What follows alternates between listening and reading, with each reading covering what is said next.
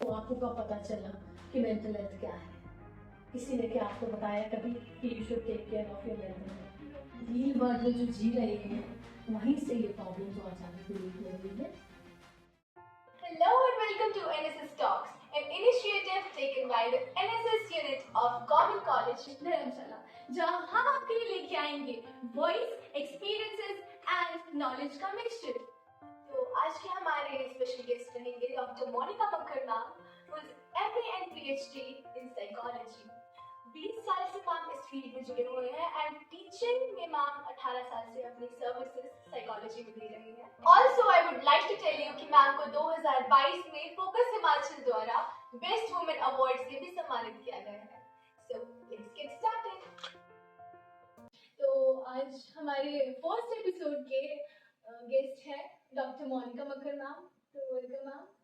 Thank you so much Ritika. कैसी हो ma'am आप? I am good.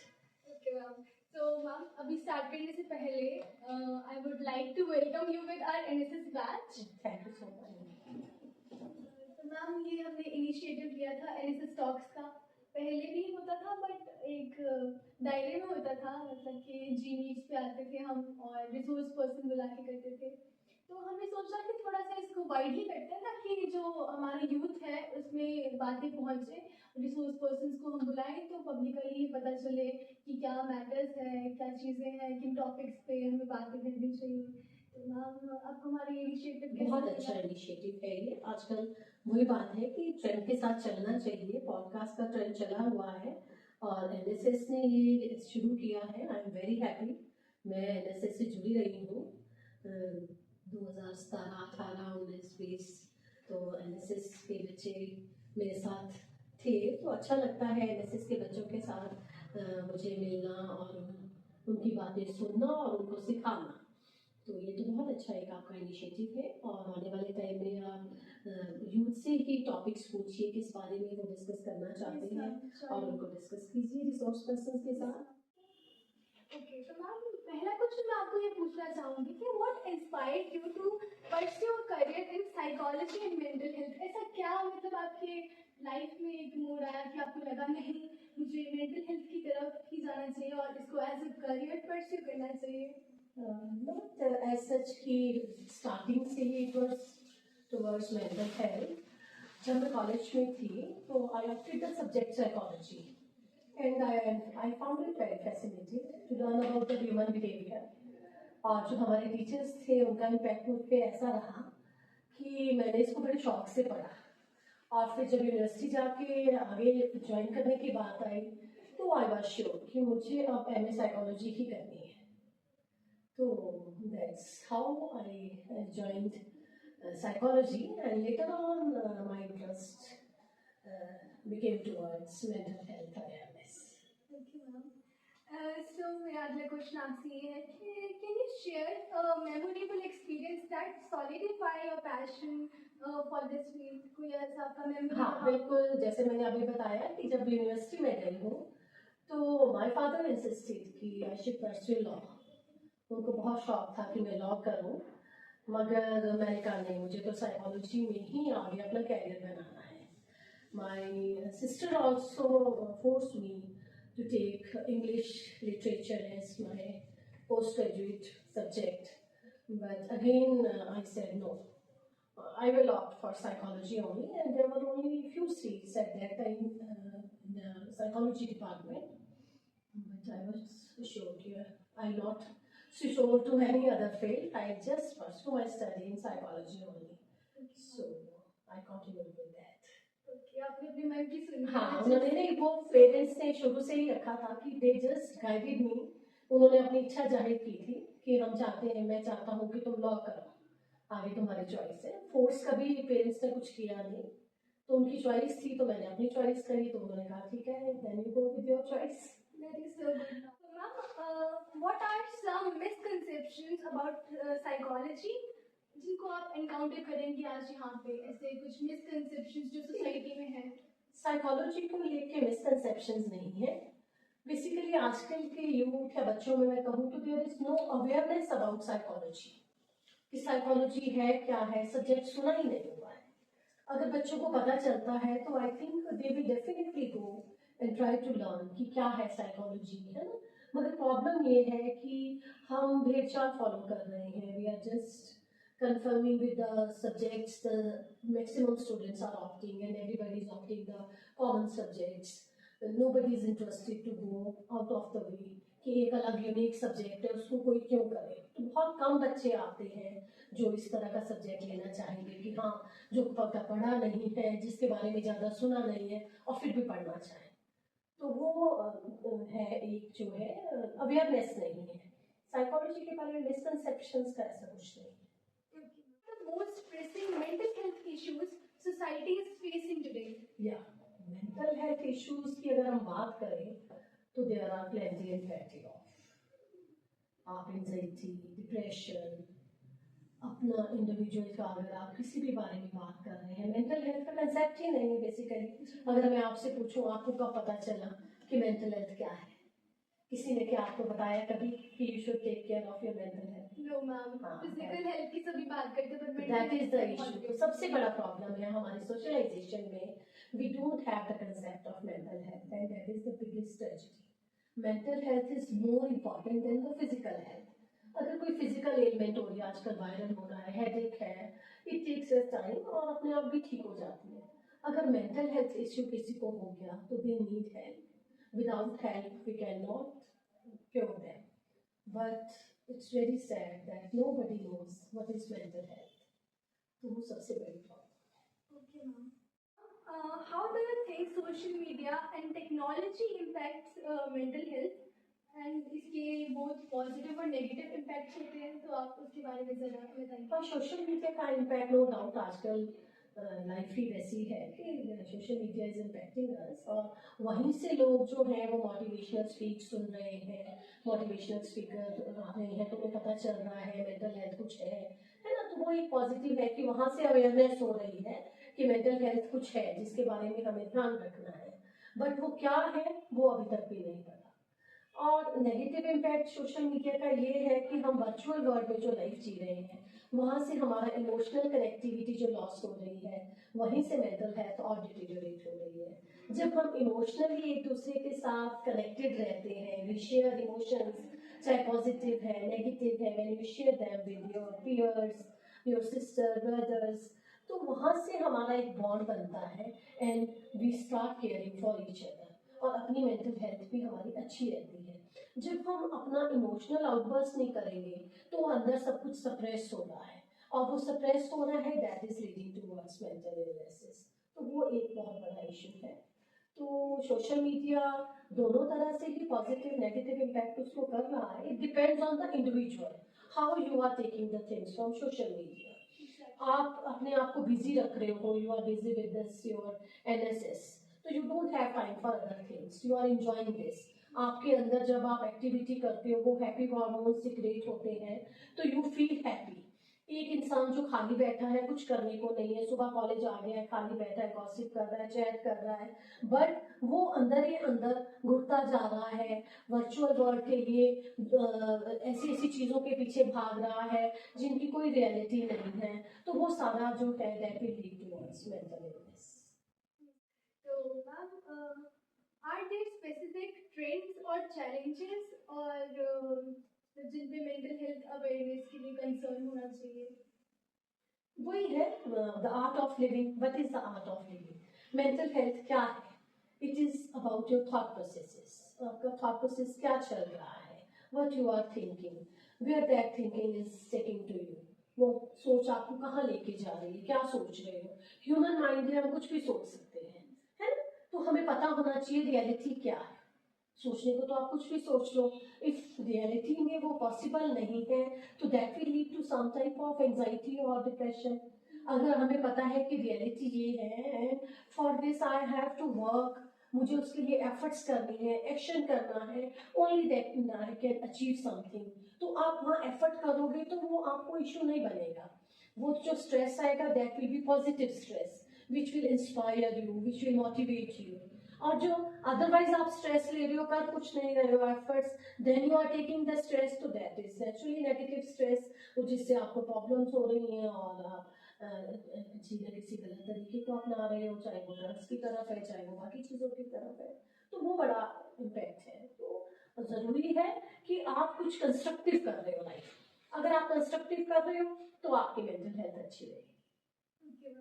Simple evidence-based strategies can people use to improve their mental well-being? ऐसी कोई strategies या मतलब आप कुछ भी advice देना मतलब चाहेंगे? वही एडवाइस है कि कंस्ट्रक्टिव रहो, कुछ ना कुछ करते रहो। आप स्टूडेंट हो तो आपका मेन फोकस आपका स्टडी है, कैरियर है। आप रोज आ रहे हो, आप कुछ कंस्ट्रक्टिव कर रहे हो, अपने आप को एक्टिव रखें। You have plenty of time.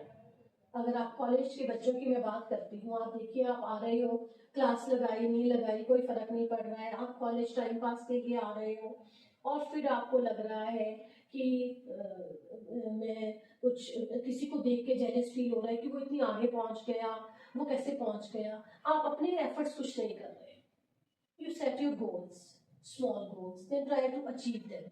जब आप उस गोल को अचीव करोगे, उसके लिए एफर्ट्स करोगे, तो जो आपकी एनर्जी लग रही है that will be positive energy.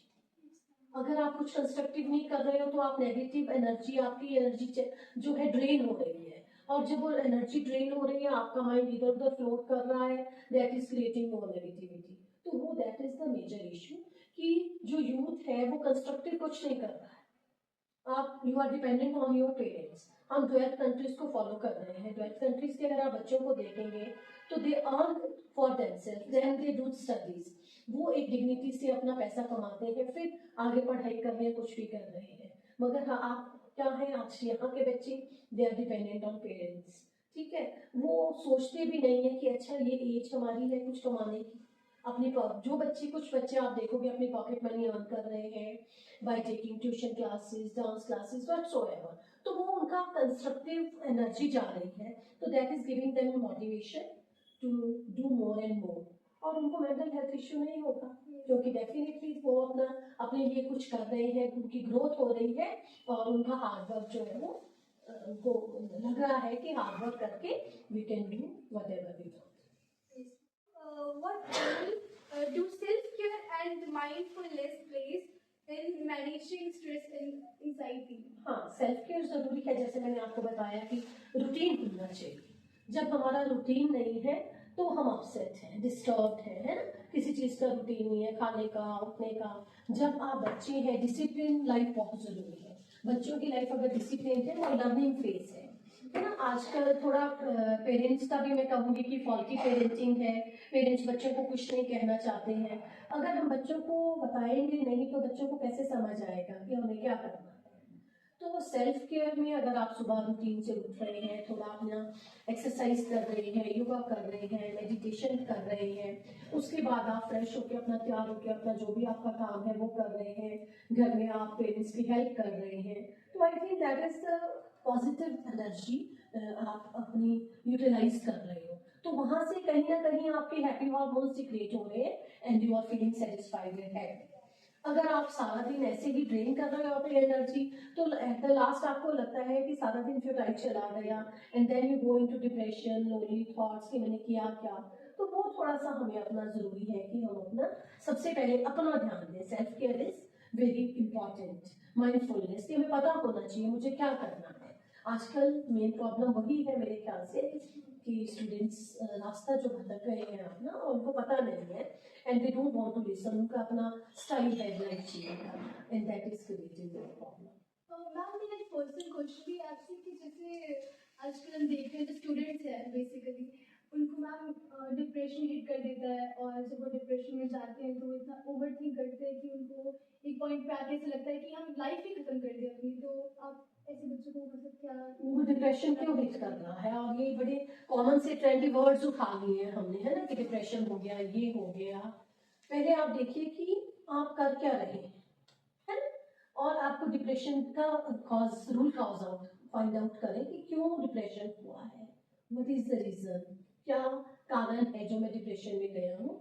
और अगर आपको लग रहा है कि आपको नहीं समझ आ रहा है तो you need to seek help. सबसे इम्पोर्टेंट ये है कि you go to a counsellor. तो वो अगर आप काउंसलर के पास जाके पूछते हो तो naturally they can help you.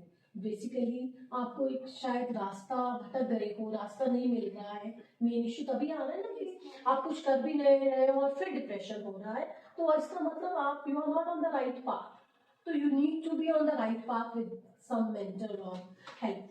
तो जब आप वो काउंसलर से हेल्प लोगे तो you will find a path and there will be no issue, but you need to seek help. वो ध्यान रखें कि अगर आपके बस में नहीं है, आपको नहीं पता चल रहा है कि मुझे मेंटल परेशानी हो रही है, सपोज आप परसीव कर रहे हो कि मैं मेंटली परेशान हूँ, तो you need to take help. Ma'am जैसे सेटिस्फैक्शन मुझे लगता है बहुत बड़ा रोल प्ले करता है कि अब मैम नंबर जैसे हम देखते हैं एग्जाम में नंबर कम आ जाते हैं बच्चों के, तो उसकी वजह से वो डिप्रेस हो जाते हैं और ऐसे सा मतलब कदम उठा लेते हैं गलत. तो उसके बारे में वहाँ पर फॉल्टी पेरेंटिंग जो एक रोल रहेगा पेरेंट्स का हमारे, कि पेरेंट्स बच्चों से एक्सपेक्टेशन बहुत ज़्यादा हो गई है. ठीक है ना, हमें लगता है कि बच्चों को हम मटीरियल चीज़ें सब कुछ प्रोवाइड कर रहे हैं, they should be full on full marks, और बच्चा हमारा एकेडमिकली जो है एक्सेल करे सब में, है ना. Every kid can not do that, है. तो हमें अपने बच्चों का पोटेंशियल पता होना चाहिए कि कितना है, और हर बच्चे को हमें फोर्स नहीं करना चाहिए मार्क्स की बहुत भीड़ में कि हाँ जी आप पूरे मार्क्स लेके आओ, है ना. तो पेरेंट्स अगर समझदार है, और मुझे लगता है पेरेंट्स को ये अंडरस्टैंडिंग है, तो प्रॉब्लम कम है. अगर जहाँ पेरेंट्स फॉल्टी पेरेंटिंग, मैंने तभी कहा कि हम बच्चों को सिर्फ प्रेशराइज कर रहे हैं, तो फिर बच्चे जो हैं कम्युनिकेट नहीं कर रहे हैं, कम्युनिकेशन बैरियर्स हो रहे हैं, they can not communicate with their parents the issues कि आपका पढ़ाई में ज़्यादा मन नहीं लग रहा है, आप पूरे नंबर नहीं ला सकते हो, और फिर वो अंडर प्रेशर जो है इस तरह के कदम उठा रहे हैं. एक बच्चा जो 98% मार्क्स ले रहा है वो सुसाइड कमिट कर रहा है, तो आप सोचिए कि कहीं ना कहीं सोशलाइजेशन में, कहीं ना कहीं ब्रॉटअप में, कहीं ना कहीं मेजर फैक्टर्स हैं जो रिस्पॉन्सिबल है उस चीज़ के लिए. Only child is not responsibility, हम बोलें कि सिर्फ बच्चे की रिस्पॉन्सिबिलिटी है, नहीं. उसमें पेरेंट्स का सबसे पहले फैमिली का रोल आता है, फिर स्कूल टीचर्स. तो वो सबको ज़रूरत है कि बैठें और उस बारे में हम डिस्कस करें कि क्यों ऐसा हो रहा है. एक बच्चे को हमने सिर्फ पढ़ना ही सिखाया है और वो 98% लेके भी परेशान है कि मैं आगे एक्सेल नहीं कर रहा हूँ और सुसाइड कमिट कर रहा है, जबकि there are too many options. तो इसीलिए वो बचपन से जब हम बच्चों को रफ एंड टफ बनाते हैं, वो अलग अलग सर्कमस्टांसिस में उनको हर चीज़ के लिए मौका देते हैं. एक ऑलराउंडर जो बच्चा होगा ना, आप देखेंगे उसको इशू कम होंगे. जो सिर्फ बुकवर्म्स हैं उनमें प्रॉब्लम ज़्यादा आएगी, है ना, क्योंकि उनको बाकी एक्सपोजर नहीं है लाइफ का, तो वो अपने ही कोकोन में जी रहे हैं. तो वहाँ पर ज़रूरत है एक्सपोजर की. मुझे लगता है कि हम बच्चों को एक्सपोजर दें और उनको उनके तरीके से बढ़ने दें, स्पेस क्रिएट करें थोड़ा सा. वी आर मेंटर्स, उनको गाइड करने के लिए हैं. हम उनको ये नहीं है कि फोर्स करें कि नहीं तुम्हें डॉक्टर ही बनना है, तुम्हें इंजीनियर ही बनना है. नो, हाँ उनको ऑप्शन दिए जा सकते हैं. We are there to help उनको करने के लिए. जैसे आपने बताया, आपके फादर ने बताया हाँ, कि आप क्या करें, उनकी इच्छा. हाँ उनकी इच्छा थी, मगर उनको लगा कि नहीं, मैंने कहा नहीं मुझे पढ़ना है, तो उन्होंने मुझे नहीं रोका. उन्होंने वो चीज़ हाँ, समझी. तो वो पता होना चाहिए मुझे था कि मैंने करना है ना. इसी तरह बच्चे को भी पता होना चाहिए और पेरेंट्स को भी ये चीज़ जरूरी है. पेरेंट्स का रोल जो है थोड़ा सा सोसाइटी में वो बड़ा जरूरी है कि पॉजिटिव तो बच्चों के साथ फोर्स ना करें हम बच्चों को किसी भी चीज़ से. पेरेंट्स और जो बच्चे हैं उनके बीच में अंडरस्टैंडिंग हाँ बहुत जरूरी है, अंडरस्टैंडिंग होना बहुत जरूरी है. कम्युनिकेशन बैरियर्स जो कम्युनिकेशन गैप्स जो है मेन प्रॉब्लम क्रिएट करता है. जब आप अपनी तरफ से सोचना शुरू कर देते हो नंबर कम आए, घर में डांट पड़ेगी, मम्मी क्या सोचेगी, पापा क्या सोचेंगे, शायद वो कुछ भी ना बोले, मगर इसका मतलब आपके अंदर कम्युनिकेशन गैप है ना पेरेंट्स के साथ, कि आप इतना भी उनको नहीं कह पा रहे हो, है ना. तो वो थोड़ा सा इशू शायद बच्चों के लिए है, मेंटल इश्यूज के लिए. तो we need to take care of that. वो बचपन से ही आपको, जब बच्चा छोटा है तभी से ज़रूरत है कि हम ध्यान रखें बच्चों का अपने. एंड जो इंस्टीट्यूशंस है वो बेटर सपोर्ट करें स्टूडेंट्स को और यंग प्रोफेशनल्स को to enter in the psychology field. हाँ, वो अवेयरनेस मैंने आपको कहा कि सब्जेक्ट के बारे में करना ज़रूरी है ना, कि बच्चों को पता रहे साइकोलॉजी क्या है. जब बच्चे आते हैं फर्स्ट ईयर में, don't have concept of subject psychology, है ना, मालूम नहीं है, और फाइनल तक पहुँचते बच्चों को पता चलता है कि ओहो वी मिस द सब्जेक्ट, है ना. तो इंस्टीट्यूट की तरफ से हम तो अपनी तरफ से कोशिश करते ही हैं. प्रॉस्पेक्टस में डिटेल दिया होता है कि कॉलेज में आपके इतने सब्जेक्ट्स हैं. अगर आप बड़ी सिटीज़ के कॉलेजेस में जाओगे तो साइकोलॉजी इज़ मोस्ट आपका डिमांडिंग सब्जेक्ट है, बड़ा हाई कट जाता है. और यहाँ पर बच्चे जो हैं वो ऑप्ट नहीं कर रहे हैं, that is a big issue. हम कोशिश अपनी तरफ से रहती है, हमारी एफर्ट्स, तो जो बच्चे आ जाते हैं बाय डिफ़ॉल्ट आ रहे हैं बच्चे, but after taking the subject they feel satisfied कि एक अच्छा सब्जेक्ट हमने चुना है पढ़ने के लिए, क्योंकि this is not only a subject, ये आपकी ओवरऑल डेवलपमेंट जो करवाता है, आपको जो पर्सपेक्टिव दिखाता है लाइफ का, तो वो आपको लाइफ में बहुत उसका पॉजिटिव रोल होता है बच्चों को, कि साइकोलॉजी पढ़ के उन्होंने अपनी लाइफ को जो इम्प्रूव किया है तो उसका पॉजिटिव इम्पैक्ट उनकी लाइफ पे आया है, and they live the life more fruitful and ज़्यादा हेल्दी वे में वो अपनी लाइफ को जीते हैं after studying psychology. So, if you could debunk one major myth about mental health और मतलब इसके बारे में what would it be कि अगर कोई myth हो ऐसा? ये हमारी सोसाइटी में स्टिग्मा है मेंटल, अगर आपको मेंटल हेल्थ, मैंने कहा ना कि मेंटल हेल्थ शब्द तो बड़ा दूर से कोई सुनता ही नहीं है कि मेंटल हेल्थ भी ध्यान रखना है।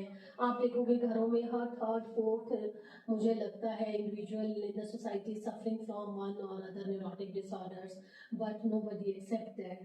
साइकेट्रिस्ट के पास आज भी जाना इज अ मेजर इशू, वो स्टिग्मा लग जाएगा पागलपन का, है ना, मेंटल कह देंगे, तो वो मेंटल कहना ही एक सबसे बड़ा जो हमारा चला है स्टिग्मा, धीरे धीरे हट रहा है, मगर बहुत ज़रूरत है कि हम इसको लार्ज स्केल पे कोशिश करें कि ये मिथ हम हटा दें कि ये स्टिग्मा नहीं है। To take care of your mental health is more important than taking care of your physical health. Equally important कि जितना आप अपना फिजिकल हेल्थ का ध्यान रख रहे हैं, उतना ही अगर आप अपनी मेंटल हेल्थ का ध्यान रखेंगे, the society will be more healthier for us to live. Yes ma'am, ये चीज़ मैंने काफ़ी देखी है कि जब आप किसी को रिकमेंड करते हैं कि यू शुड कंसल्ट साइकाइट्रिस्ट, तो वो ऐसे मतलब थोड़ी देर तो शॉक होकर देखेंगे कि ओके हम पागल थोड़ा Yes, लगे, ma'am. पागल थोड़ा लगे। घरों में डिप्रेशन एंजाइटी, डिप्रेशन कॉमन है तो वो जूझ रहे हैं उससे, बट दे भी go to a doctor rather than psychologist की जगह वो फिजिशियन के पास जा रहे हैं,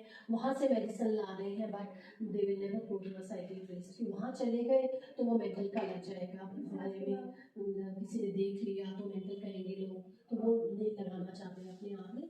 तो वो एक हमें आज का जो यूथ है आपके जरिए हम इसको ज़रूर एक कोशिश कर सकते हैं कि we should take care of our mental health, हम अपनी मेंटल हेल्थ का मानसिक स्वास्थ्य का ज़रूर ध्यान रखें।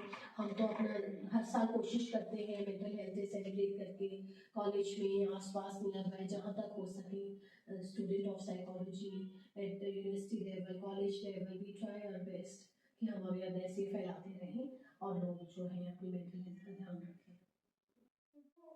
Can you recommend any book और टूल्स या कि कोई रिसोर्स लिसनर्स हमारे व्यूअर्स को आप बताना चाहें? हाँ, बुक्स तो आप कोई भी पॉजिटिव बुक्स अगर आप पढ़ रहे हैं, है ना, दलाई लामा जी की बुक्स है, बुद्धिज्म में हम देखते हैं कि किस तरह से अगर आप पढ़ते हो पॉजिटिविटी आप में आएगी, है ना, टू लिव फॉर अदर्स, है ना, क्योंकि हम थोड़ा सेल्फिश मोड से हटकर अगर औरों के बारे में सोचें, किसी को एक दिन खुशी देके देखें तो अपने अंदर खुशी मिल जाती है ना। आप एनएसएस वाले तो ये काम कर ही रहे हैं। हाँ, तो जब तक आप नहीं जुड़े थे और अब आप जुड़ गए हो तो आप डिफरेंस अपने में देखते ही हो कि किस तरह से आया है फर्क। तो कहीं पर भी जब हम किसी चीज से जुड़ जाते हैं और उसकी हमें पता चलता है पर्सपेक्टिव क्या है, तो वहां से शुरुआत एक हो जाती है ना। तो पॉजिटिविटी के लिए, मतलब कि मेंटल हेल्थ के लिए हम बुक्स पर्टिकुलरली उठा के पढ़े कि यहाँ से पॉजिटिविटी आएगी, वो नहीं है। We need to change the सोच बदलेगी तभी जमाना बदलेगा, तो सोच बदलना जरूरी है। हाँ, जिसको प्रॉब्लम हो गई है, इशू हो गया है, they need to take help, उनको ज़रूरत है कि वो काउंसलर से, साइकोलॉजिस्ट से जाके बात करें। और कॉलेज के जो स्टूडेंट्स हैं यहाँ जो मुझे सुन रहे हैं, अगर कोई ऐसा है जिसको प्रॉब्लम है और वो आके डिस्कस करना चाहता है तो they can come to me at any time. हम ऑलरेडी करते हैं काउंसलिंग बच्चों की, कॉलेज में काफ़ी बच्चों की जिनको ज़रूरत रहती है, तो वो आके ज़रूर अपना क्वेरीज लेके आ सकते हैं, है ना, जिनको प्रॉब्लम हो रही है, नहीं समझ आता है, बेसिकली प्रॉब्लम है एक्सपोजर नहीं है, समझ नहीं आता है कैसे लाइफ जीनी है, तो वो आके ज़रूर आपसे हमसे सलाह ले सकते हैं मुझसे। और अच्छी बुक्स पढ़ें, कोशिश करें, है ना। प्रॉब्लम यही है सोशल मीडिया के द्वारा हम वर्चुअल वर्ल्ड में ज़्यादा जी रहे हैं। मैंने कहा जब तक हम इमोशनली एक दूसरे से अटैच नहीं होंगे तब तक हमारी मेंटल हेल्थ अच्छी नहीं हो सकती है। वर्चुअल वर्ल्ड से mental health can not be healthy, चाहे आप जितना मर्जी किसी को सुन ले। जब आपको कोई दुख होता है, जब तक आप किसी से गले मिल के नहीं रोज लेते हो उसको रिलीज नहीं कर पाते हो, है ना।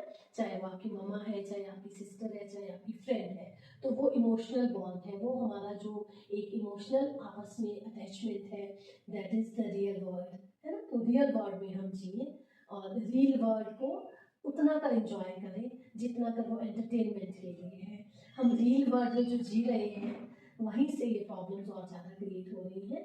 Do make reels but in a limit and live real life in reality.